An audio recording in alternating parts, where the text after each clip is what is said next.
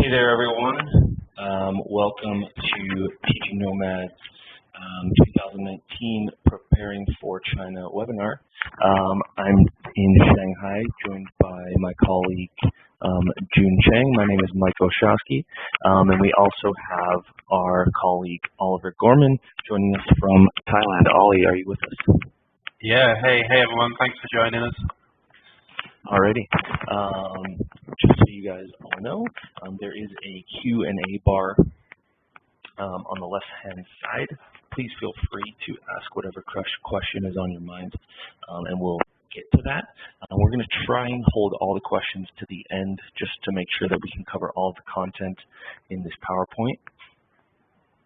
But if you have anything, any questions about a particular topic that we're talking about, please feel free to ask that question, and we'll come back to it in our questions section, okay? But without further ado, here's just a little list of topics that we'll be covering.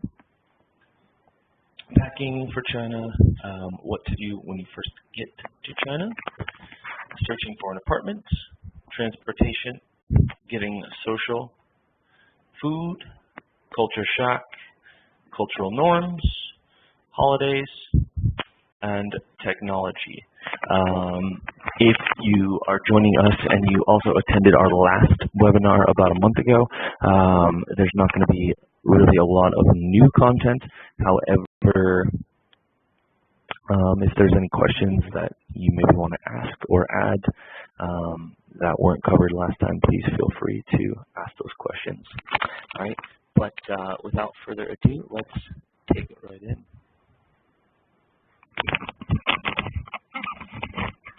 Everyone, so this first topic I wanted to talk about was what you should bring from your home country.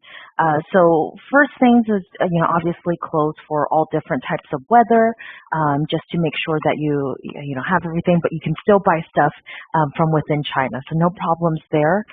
One thing that's important that I think people might forget is prescription medications, and maybe even over-the-counter medications. If you're bringing prescription medications, I recommend asking your doctor for a 1-year prescription that you can take to the chemist or pharmacy to get. So that way you can have multiple months at a time. Specialty hair and grooming products outside of the regular shampoo, that would be important. And then makeup for those who maybe have skin tones that are different than Asian or Chinese women, that's important to bring along as well, because it is harder to find for different skin tones. I also want to talk about menstrual products. If you use different types of menstrual products outside of the regular pads, that's also a little bit more difficult to find. So that's, like the Diva Cup or tampon, stuff like that. And then lastly, I think bringing cash for your first week. You can go to your bank, say, hey, I want to exchange X amount of cash into RMB, which is the currency here, so renminbi or yuan, and then bringing that along. You can also bring just regular cash and have it exchanged at the airport as well, but I just find that it's useful to have a little bit on hand for when you first get here. All right. And now I'm going to hand it over to Mike for, what you should do in your first week upon arrival.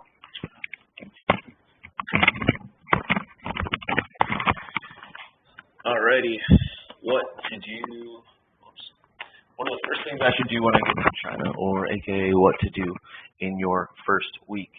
So many of you will probably be coming to China in just a few weeks. Some of you, perhaps even this week.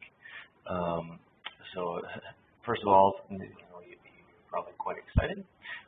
When you first get to China, there's going to be a lot that's going to be new to you. But there's a couple things that you should make sure you do. For most of you, you'll be picked up from the airport by someone from your school. And they'll help you through a lot of what I'm about to say.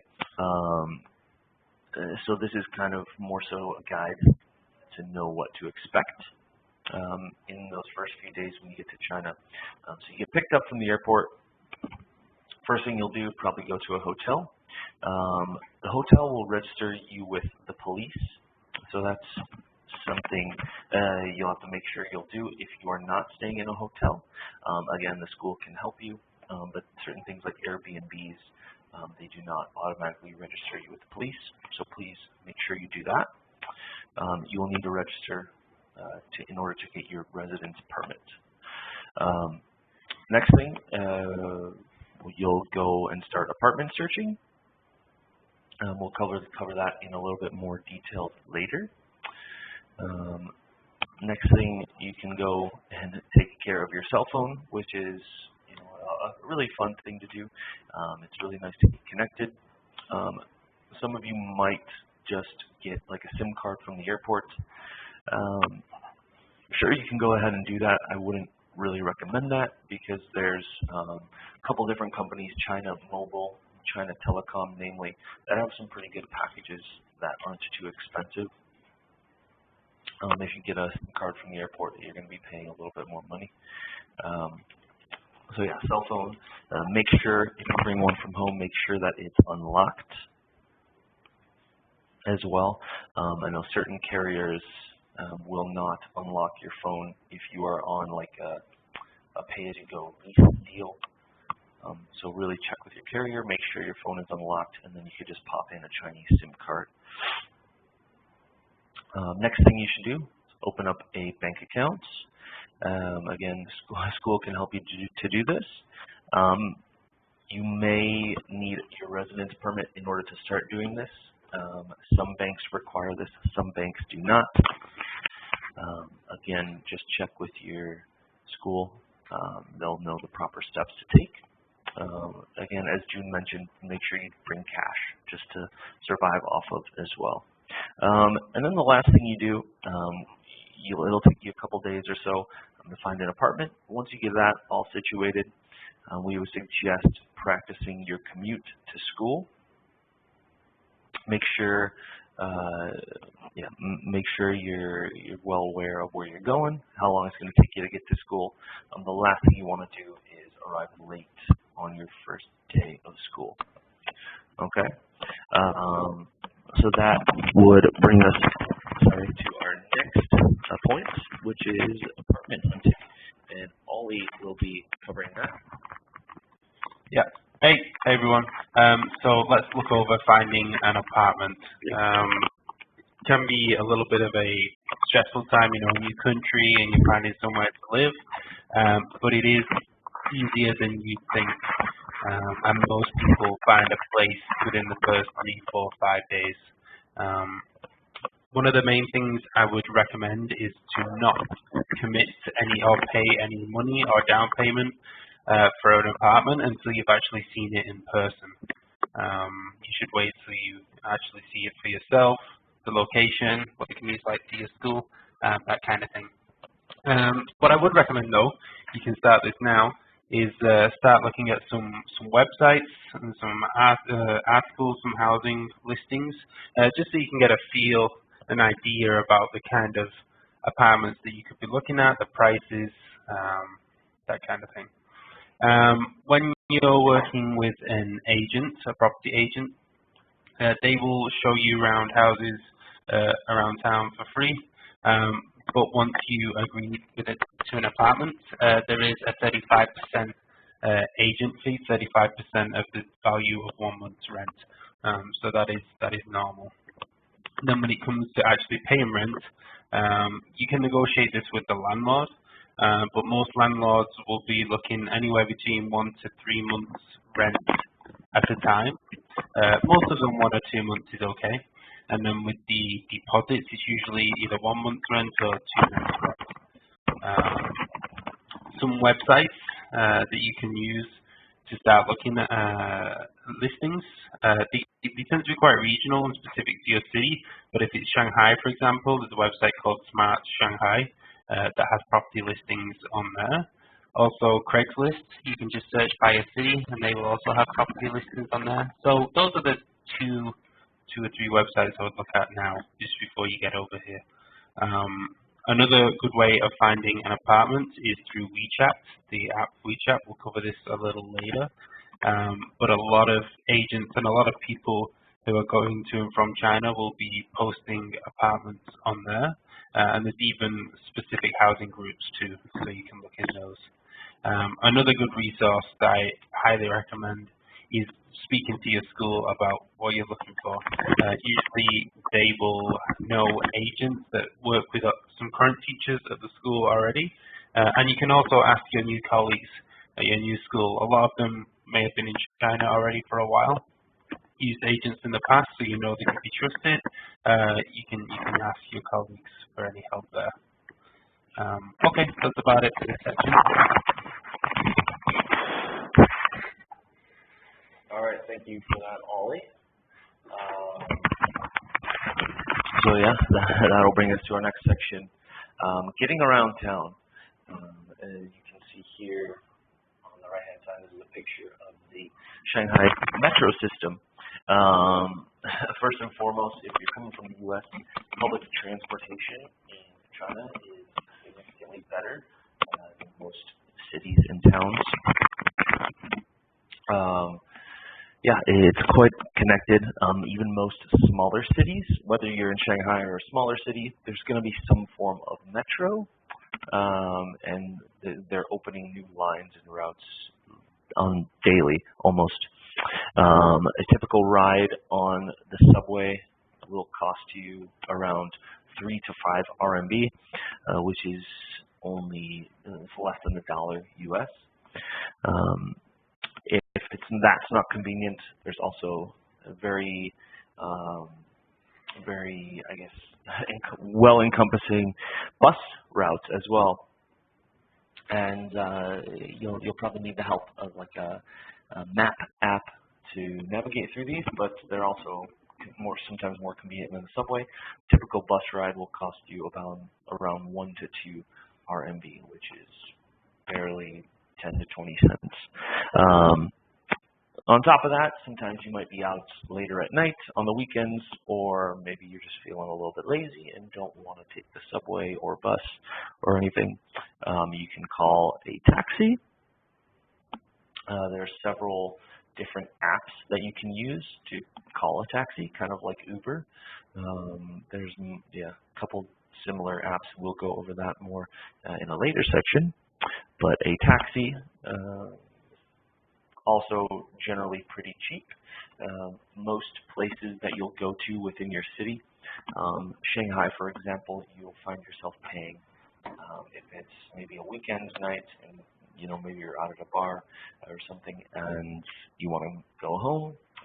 Nighttime fees will run you about 30 RMB, no more than that, which is only about $5 to $6. And then during the daytime, a little bit cheaper. And then smaller cities outside of Shanghai probably run you about 20 to 25 RMB at night, and then maybe 15 on a regular weekday. Okay. And again, there are several different apps, many of which we will cover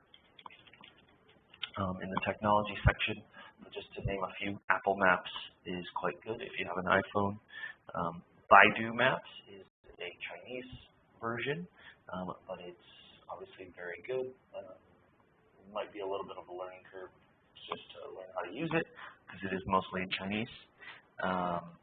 But we suggest just try playing around with it. And then Google Maps is also, it also does work.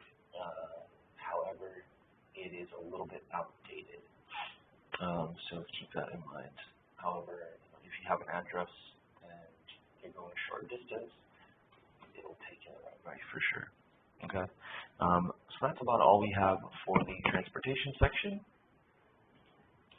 That will bring us to June with being social, making friends.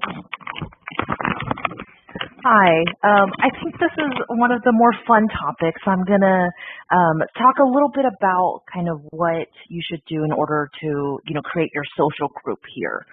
First and foremost, I think your colleagues are one of the best ways to learn about how to be social in the sense that you can be added to different WeChat groups, all of that. So really utilize your colleagues, because a lot of them probably have been there for maybe longer than a year. So they probably know, where to go, what to do. If you also want to meet outside of that, there are meetup groups and internations groups. So these are online. There's both Facebook groups for this, and then also their own internations or meetup websites. And they have stuff like cultural exchange, language exchange, professional networking events, or just other social events. So you can definitely look it up and register and choose a different event. Internations, I believe, has a membership. Meetups, I think you can just register and go to the events. And then also WeChat groups. I touched on this a little bit earlier, but WeChat is going to be basically your first and foremost, most important a social app. So it'll be for communication, but also you'll join groups of hundreds of people, and you can find events on there as well. So that's something that you can either talk to colleagues or you can find online on Facebook groups of, hey, add this QR code for this WeChat group for climbing or softball or, stuff like that. So you can find that just from talking around. And then lastly, I also want to talk about if you have a particular hobby, I really recommend you going online and looking for that community. I mentioned earlier softball or climbing or MMA, Muay Thai is quite big now. So there's all these communities where you can either go to the gyms or have social meetups as well. So that's quite popular right now. And then also I really recommend just immersing in local life, eating food. Ali will talk about food next. I think he has a lot to talk about in that regard, but KTV, which is karaoke, and then other social things you can do to immerse in the culture. All right, I'm going to give it over to Ali to talk a little bit more about food, everybody's favorite topic.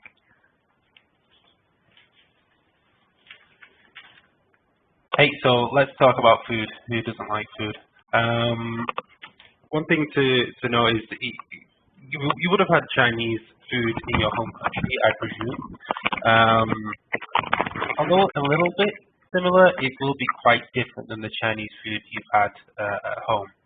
The good news is, though, it's delicious and it's cheap.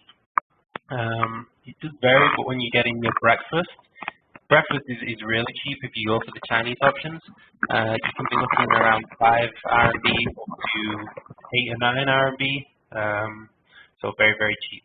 And then when you're looking at lunch and dinner, they can start around 10 RMB and then going up to 30 RMB or so for the local options. So again, very cheap. Your food, eating at restaurants here in China can be very cheap. Kind of delicacy and the menus and food available. China is a big place, so it will vary a little bit from city to city, and certain cities are known for making their food a little spicier than others. So if you're not a big fan of spice, maybe you should look at that first so you make sure you get the right spice level that you like. If you're looking to make your own food to cook at home, there's a lot of supermarkets across the country. The local big supermarkets, they have a lot of different options, and they usually have a imported section, they call it, that has Western food and ingredients in there. So you can get a few kind of home comforts, cheese, Philadelphia, some snacks and chocolate that brands recognize from home. You can find them there. These are more available in the big cities, I would say, for sure.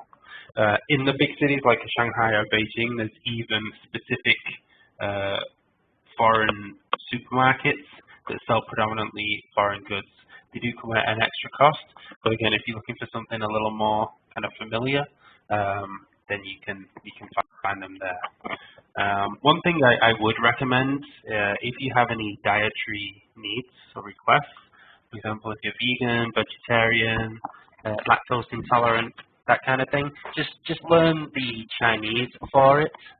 We'll go over apps later, but one of them is a dictionary, and you can just save it as one of the words you like to look at in there. And then if you're at a restaurant, you can either say it or show them the characters in Chinese for it to make sure that your needs are being met. And as you can see on the slide there, there is a few YouTube channels that mostly have Chinese food, and they're quite entertaining and interesting to watch. One of them is called the Food Ranger, and the other one is Mark Wines. Yeah, that's about it for this section.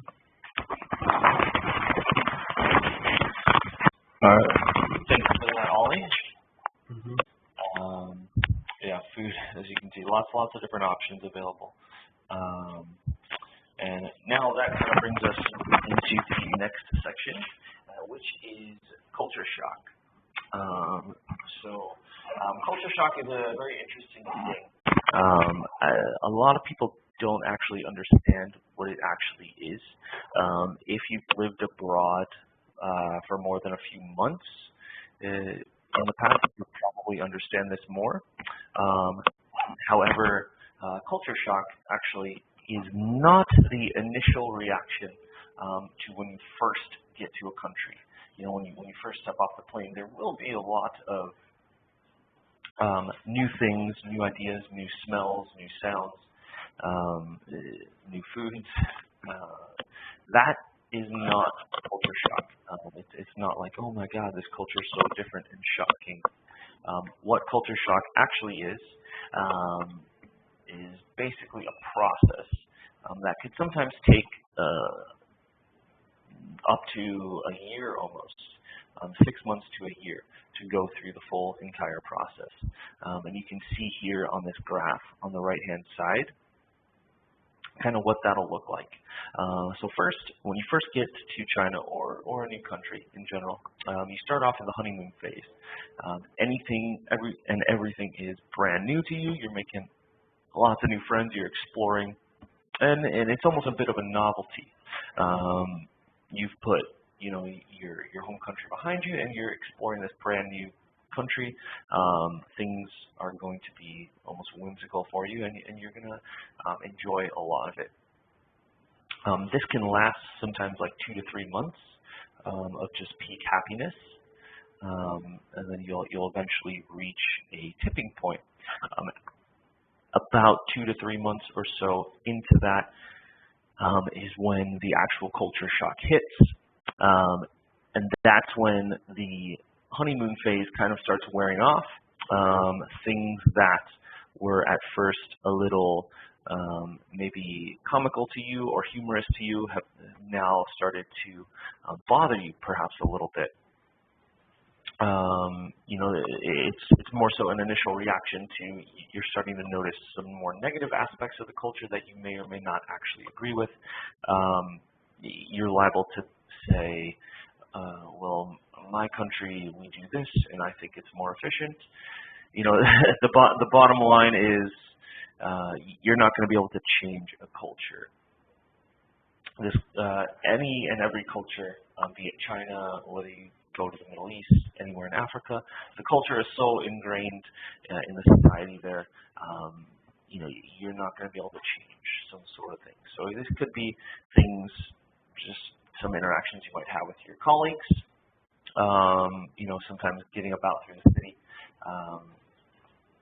this is the true culture shock. Okay, and the unfortunate reality is that most people do hit somewhat of a low point. However, you can see in the graph, after a little bit, you go back up and you start to kind of accept that you can't make changes. You start to learn how to deal with these sorts of changes and things that you're going through. You know, and also making friends and being more social definitely helps. So there's another gradual period of adaptation in which you'll get kind of back up to normal, and you'll learn to adapt into the new culture that you're living in. Some keys and tips and things to keep in mind when dealing with culture shock is perhaps the picture I'm painting, and it might be a little foreboding. It's not that bad. Everyone has gone through it. You know, Ollie, June, myself, we've lived in China for probably close to maybe 15 years in total. 15 years between us. We've all gone through this. Everyone we know that's lived here has gone through this. It's not that bad. Everyone gets through it. And just some tips as to how to get through it. Of course, do your research ahead of time. Know what you can expect with the cultural norms and what you experience at work. Just know what to expect there and prepare yourself mentally ahead of time. And also just mentally preparing for this. You know this is coming eventually at one point. So just learn to be flexible. Learn to maybe some stress management techniques and things like that. A very important thing, again, June talked about this, make some friends, get connected, do things that remind you of home, remind you of your home country, do things that will kind of be your escape, in a sense. Okay, and again, even sometimes your local colleagues are they're very helpful in terms of this. You know, don't hesitate to ask for help from a local person, like a local Chinese person. You know, they're usually very welcoming and willing to adapt and help their foreign friends adapt and kind of manage what's going on, whether it be with translation, helping you order food, deal with your landlord or your boss or whatever, and certain things like that. Making local friends also helps quite a bit. Okay. That brings us to our next section, and June will be speaking on that.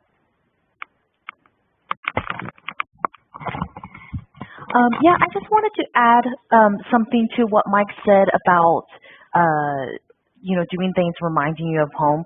This could be, outside of building your community, this could also be little things like, going to a local coffee shop and just, taking a book, just things that relax you. If you're ever craving something like Western food, you're absolutely able to get that. If you ever need a burger and a beer, that is available to you. Just keeping in mind, obviously, Western food is going to be a little bit more expensive, but sometimes you just do need it. You just need those times where you're really, need a taste of home. But what I want to talk about next is about the laws and cultural norms of China.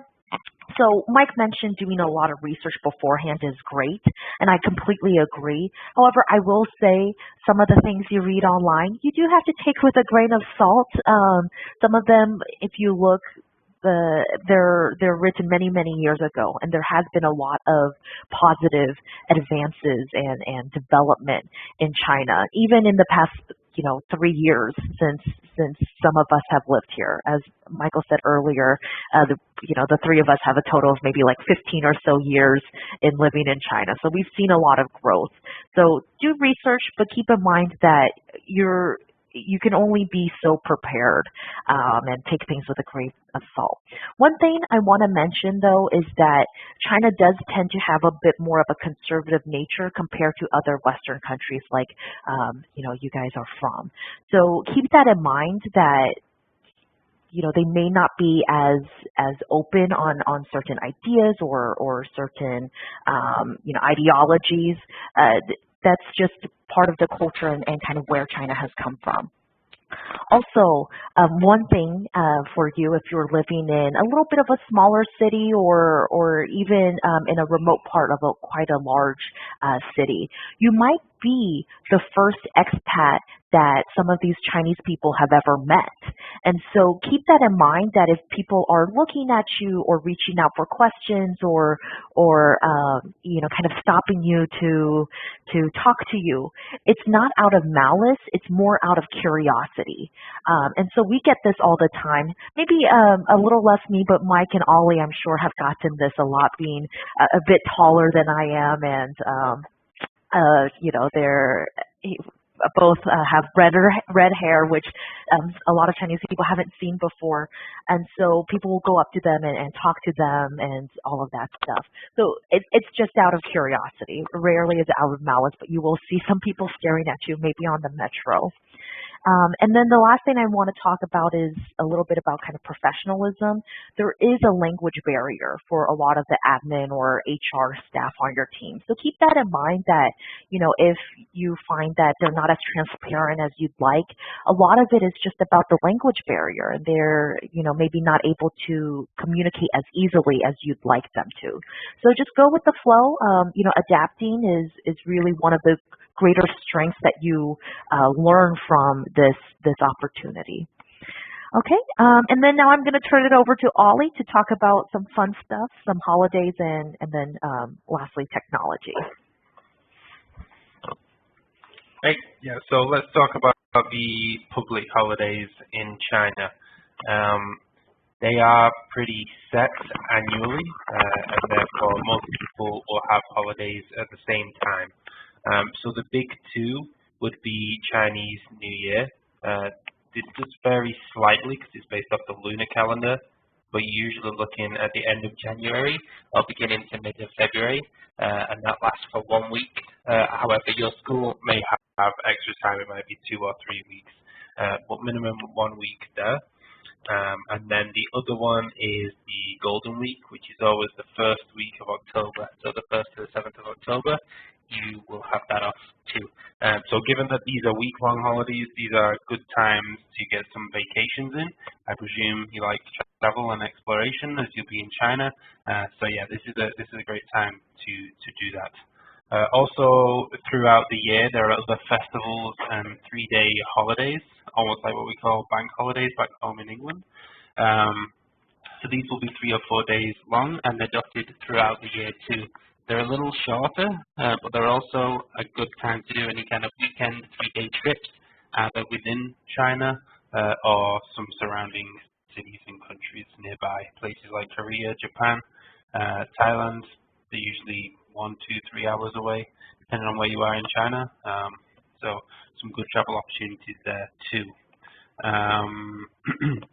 As I mentioned before, these are pretty set, and everybody does have the holiday at the same time, which means it's best to book vacations, hotels, transportation in advance as soon as you can, because usually you'll get the cheaper deals, and also a little bit more options for you. It's kind of the later you leave it, the less options you have.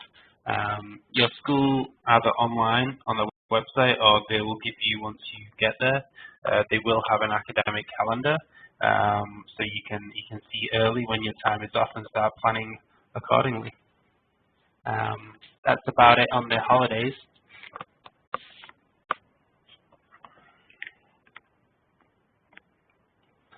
Okay, and then here we go. So we can see the technology here.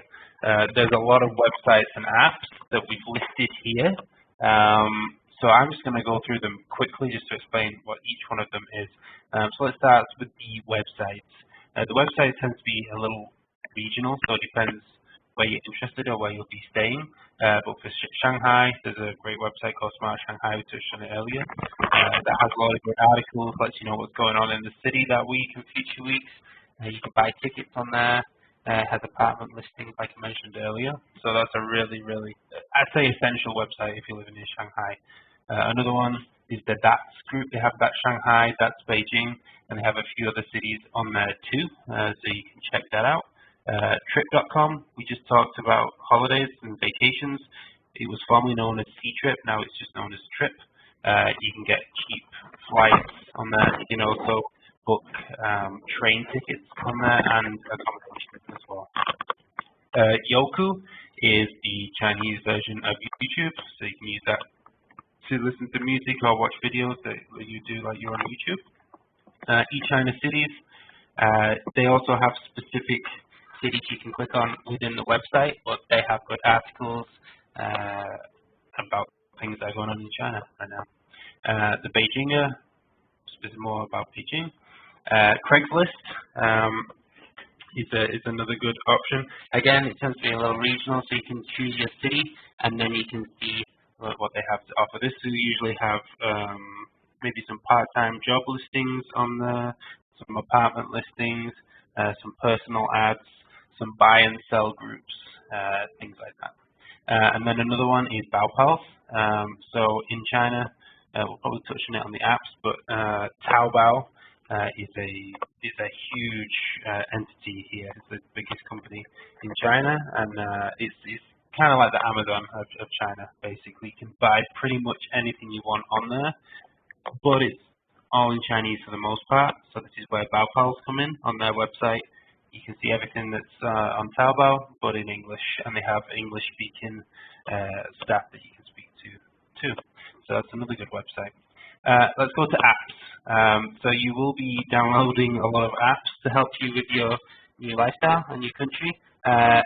I'd recommend getting these before you come over, just so you can have a play around with them and get a bit more familiar with them. So starting at the top, and I would say the most important is definitely WeChat. If you've not got that yet, you need to get it now. Because in China, WeChat is life basically. Any of your friends, you'll be talking to them on WeChat. Anyone at work, you'll be talking to them on WeChat. You will be linking your bank card to your WeChat account, and then any supermarkets, bars, restaurants, even for paying utility bills, you can pay through WeChat that's linked to your bank card. Next is Alipay. Similar function where you can link it to your bank card and pay for things in shops and bars, and also pay for your utility bills through your phone online as well. Metro apps, depends where you'll be staying or where you'll be going. So just if you look in the App Store, type in your city and then Metro, there should be a few different options in there, and they're very useful, particularly for the first few weeks where you don't quite know where things are. It helps to plan trips, because on most of them you can click the station you'll be starting, where you want to go, and it'll tell you the route and how long it should take. Didi, this is the Chinese version of Uber. When you're downloading it, there'll be an option to download it in English, so I recommend you do that. And then once you're here, you can link this to your bank card as well, and then you just order a taxi, a car, get in, it'll take you to the destination that you put in, and then it's all paid online. So you never have to worry about haggling for the price or the wrong price or getting change, things like that. It's all done through the app, so you don't have to worry about that. Next, these are more for kind of Chinese language learning. There's a few different ones. Pleco is definitely one I would recommend. This is the dictionary I was talking about a little earlier. Just thought it was handy if you need to know a word. So yeah, Pleco. Duolingo, they now have Chinese language on there, so that's for learning Mandarin Chinese if you want to. That's a good app you can use, as is Anki as well, A-N-K-I. Bon app is to do with food. So through there, you can look up restaurants, or you can even search by the food, I believe, and then they'll show you restaurants, and they have all their reviews and ratings on there. You can see what people say, see the location, where it is, how much it should cost. So that's a very useful app as well. Related to that, some more food apps. So in China, food delivery is very, very popular, and a big part of that is because it's very cheap, readily available. One of the most popular ones, or two I should say, Eleme, E-L-E-M-E, and Meituan. when you're here, you'll see a lot of delivery guys either wearing blue or yellow. Blue is Eleanor, yellow is Nathan. It is predominantly in Chinese on the app, so that's where the Pleco app comes into play, the dictionary. You can help yourself search for foods on there. And again, it's very, very cheap. The delivery fee is next to nothing in most cases. It's maybe a couple of RMB. That's it. If you do want to spend a little more money and get some kind of Western options and have everything in English for you, then Sherpas is a good app to have. They also have a website you can check out and order through there if you want to. They are linked with most of the foreign restaurants. I believe right now it's Beijing, Shanghai, and Hangzhou, or Beijing, Shanghai, and Suzhou. But yeah, in those cities, you can use the app. It's all in English, and you can order some Western options through there. Dating apps, if you're looking to use those, Tinder you can use in China, and there are also a few local options as well that you can use. And then lastly, a VPN. So if you would like to access some websites that you would use that you normally use at home, so for example, YouTube, Facebook, Instagram, Gmail, you need it for that too. There are some free VPNs that you can get, so you can have a look at those, but they aren't the most reliable. So I would recommend getting a paid VPN, and a couple of the biggest ones are Astral and ExpressVPN. We all use this in the office. I've been in China for almost 7 years, and I've not known one foreigner who didn't have a VPN. It's almost an essential, I would say. So I'd recommend getting that. And I would also recommend purchasing it before you move, if you can, purchasing it and downloading it. Just because it is possible whilst you're in China to do that, but it's just a little more tricky. Yeah, that's about it on apps and websites.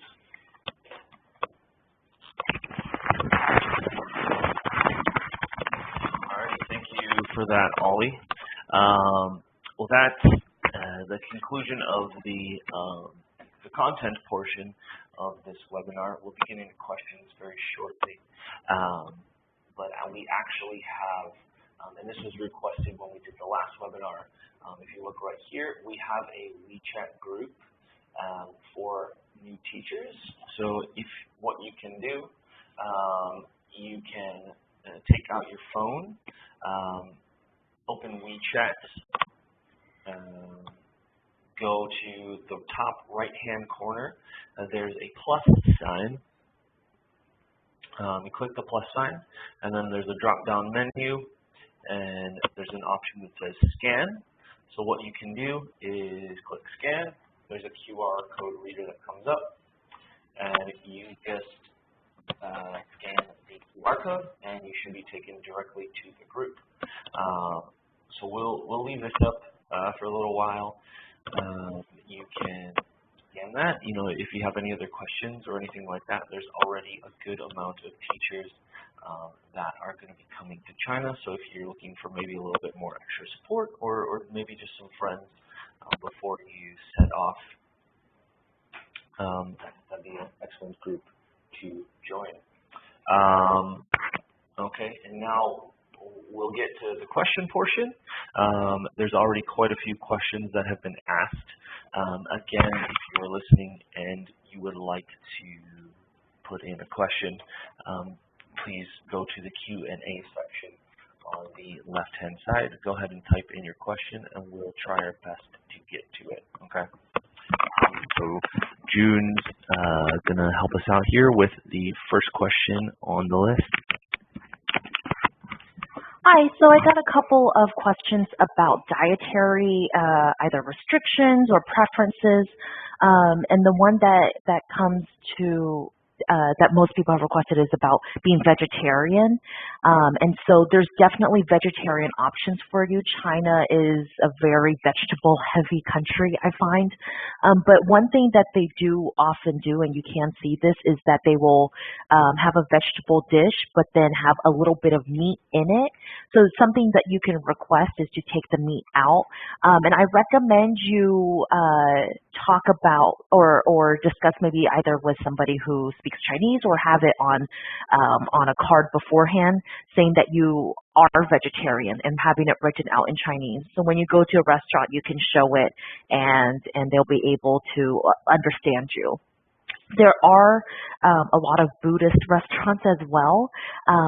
So, maybe near a temple or even around town. And Buddhist restaurants will be fully vegetarian, even vegan, just because that is part of their religion, is not to eat meat for the monks and some other people. Vegan options are available as well. Will be a little bit quite similar to the vegetarian options because they generally don't use butter in the cooking here. It's mostly used with oil, but that's just doing a little bit of research about kind of what is entailed in the cooking process for some of the dishes here. I find in larger cities there are also more vegan options, especially Western vegan options. So if you're wanting like a vegan patty burger, that is available as well. Great. So I'm going to reach out to the next question. Okay, and I think Ollie's going to take it. Yes. So we've had someone ask about how much they should expect to pay for rent in Shanghai. If you're also living in any other big cities like Beijing, Shenzhen, Guangzhou, probably quite comparable, particularly Beijing to Shanghai. But the first question you got to ask yourself is what kind of living situation and apartments do you want? You'll have a few different types that you can choose from, and they come with varying costs. So we'll go through some now. So one option that some people like to do when they first get here is to share with 2 or 3 other people in a 2, 3, 4 bedroom apartment. Particularly if it's your first job in China and you're a little younger as well. That's quite a common route. I know I did this myself, and most of my colleagues did too. If you're looking for central Shanghai, anything between kind of 3,000, 3,200 RMB per month up to 3,600, 3,700, anything around there, for a pretty nice room in part of a 2, 3, 4 bedroom apartment is what you should be looking at. You can go and see the apartment first, of course, like I recommended before. You should do that, and you can get a little feel about what the other roommates are like. Most of the time there'll be other foreigners, but there could be some Chinese in there as well. It's always nice to have a good mix. So it is, you are taking a little bit of a kind of leap of faith because you don't know these people, of course. But it's just the way it is in China, and it's always worked out for us, and in most cases it does, because people in the same situation as you, they're interested in China, foreign cultures, and most people you find are going to be like-minded and easy to live with. So that's one option.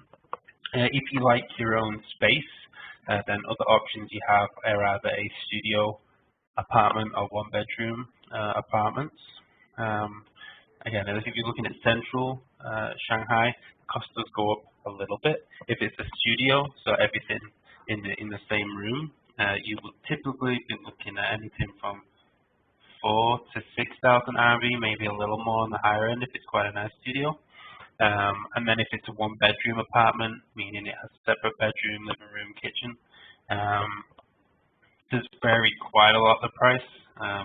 But the low end, you can probably look at around 5,000 or 6,000 RMB per month, and then going up to anything from 8,000, 9,000, even over that if it's really, really nice. So you do have a lot of different options that you can think about. So I would have a little think about that with yourself and the kind of person you are, and if you like your own space or not.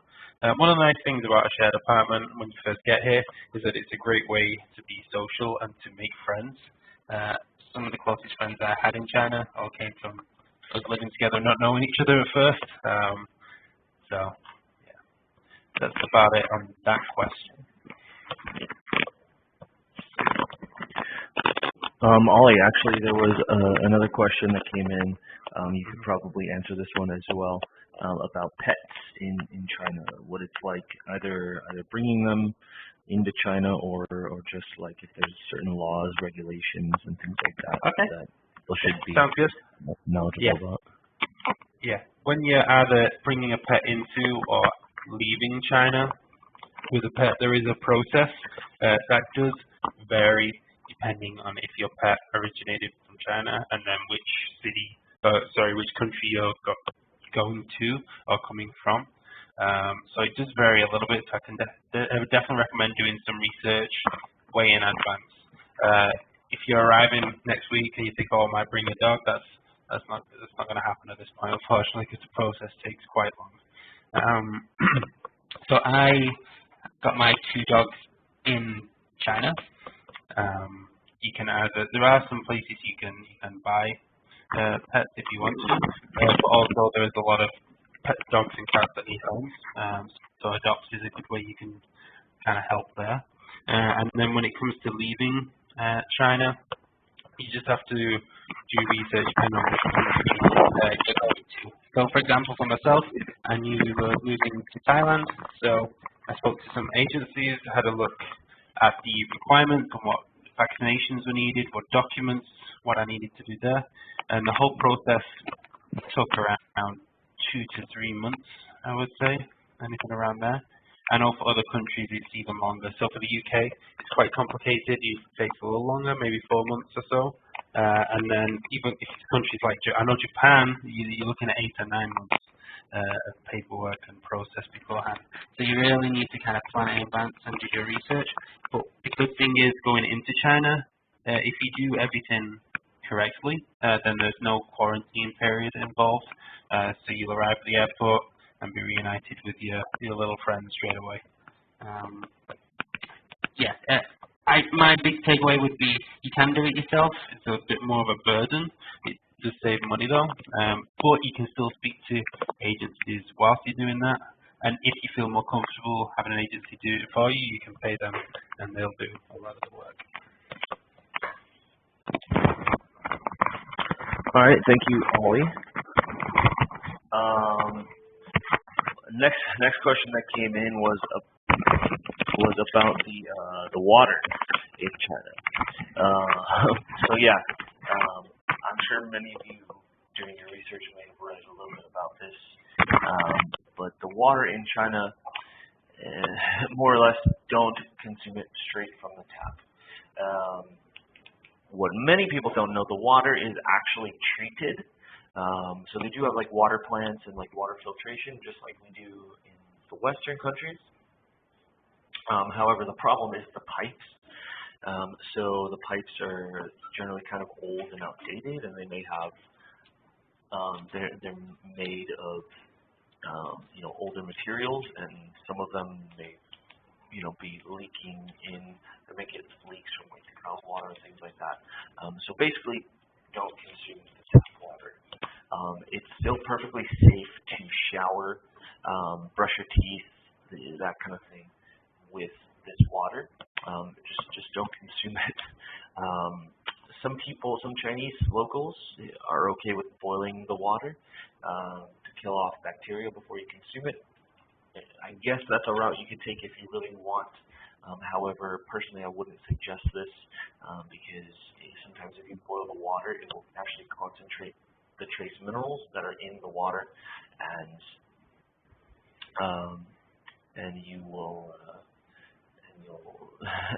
you'll be consuming that, and you don't really want to consume that. Most people stick to bottled water here. It's pretty easy to buy in the convenience store and also quite cheap. You can also buy in bulk and find large jugs and have like a water cooler kind of thing in your house.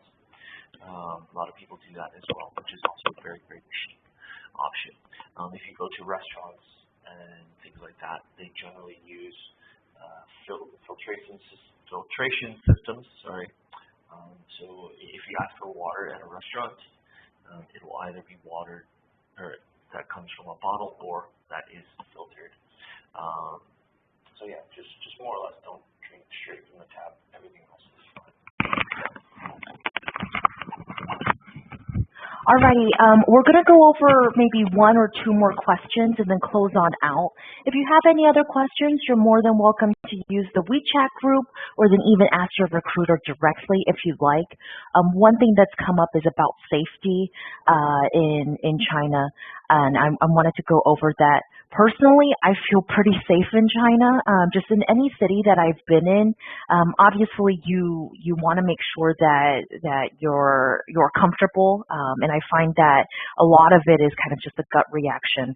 However, I personally have walked home in maybe late at night after going out to dinner with some girlfriends, and I personally have not felt like it was unsafe in any way. I find a lot of the people here aren't they're not very violent in any way. It's just it's pretty nice, I think. But also, make sure that you're doing whatever you're comfortable with. But I'm just saying, as a woman, walking home at night, I've never felt unsafe personally. But each city is going to be a little different. Each area is going to be a little different. So just maybe talk to your colleagues or talk to people in your surrounding areas and make sure that you're keeping your wits about you at all times. All right. And then one thing that I forgot to mention that's hard to find in China is that deodorant. If you use deodorant, it's pretty hard to find. And then also, if you have a different hair type, maybe like natural hair type or curly hair, to remember to bring those products. I forgot to mention that earlier. And then Mike wants to add one more thing. Hi. Yeah. I'm guessing the person that asked that question about things that are hard to find. I'm not sure kind of what your body type is. Myself, I'm somewhat of a larger male compared to the average Chinese local. I'm about 6'1". My shoes size isn't that big, but I generally will wear like a US large or extra large. The same thing with like my jeans and pants and stuff. I will say it can be from time to time harder to find clothes that fit me, especially if it's in Chinese sizes. I would suggest when packing your suitcase, just bring, I guess, clothes that'll last you in all seasons. Of course, do the research ahead of time. Depending on where you're at in China, the weather is going to be completely different. If you're in a more southern city, it's going to be pretty hot year-round. More centralized, and in the north, you'll be facing more seasons. So just make sure you pack enough. If you're worried about clothes that will fit you, just make sure you pack enough, and maybe stock up on a couple things ahead of time that might be a little tougher to find. I will say though too, as the years progress in China and it becomes more and more international and modernized, there's lots of big name clothing stores that are opening up left and right, like H&M, for example, Zara, I know ASOS, they ship to China. So those are always options for you. Most huge malls that are opening up nowadays will have these kind of stores, H&M, Zara, even Uniqlo, which is a popular Japanese brand. They have some good stuff, and generally I find that most of the clothes that I find there, it's pretty easy to find something that'll fit me, and also stuff that's quite fashionable as well. Anything else you'd like to add there, Ollie? I know you're also a little bit taller as well. Yeah. I'd say the big thing if you're a taller gentleman are the pants, jeans, trousers. Usually a standard fit is a little short. So definitely try before you buy. Try them on. You can get away with some stuff and it looks good actually, but definitely try it first. Or just wait until you're on vacation or going home at some time for a trip home and then just buy them then and bring them back with you. Cool. And Ollie, while you're still on the mic, I think the last question we're gonna answer today, I think is a good question to end on. The question is, what do you enjoy the most about living in China? Okay. It's quite a lot. If I have to pick one or two, travel opportunities for one are abundant. You know, there's been plenty of times where I've had a 3-day holiday and I've gone to Jeju or Seoul in Korea, or Tokyo in Japan, or Chiang Mai in Thailand. And, you know, if I'm back home in the UK, or if I was from the US or Canada, I obviously can't take a 2 or 3-day trip to places like that. So that's one good thing. Lots of good travel opportunities. And another thing is how much you learn about yourself in the process is something that surprised me.